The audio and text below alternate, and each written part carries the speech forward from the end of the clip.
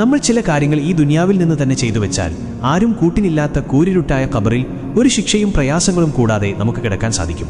1. നിസ്കാരം അതിൻ്റെ ആദ്യ സമയത്ത് ബാങ്ക് കൊടുത്ത ഉടനെ നിസ്കരിക്കുന്നവർ. അവർ നിസ്കാരം പിന്നത്തേക്ക് നീക്കി ഖളാ ആക്കാറില്ല. 2.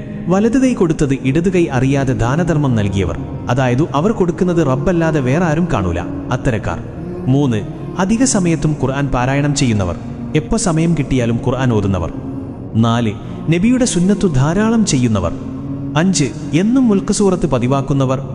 6. സജദ സൂറത്തും എന്നും പതിവാക്കിയവർ. 7. റബ്ബുമായി അലിഞ്ഞു ചേർന്നവർ.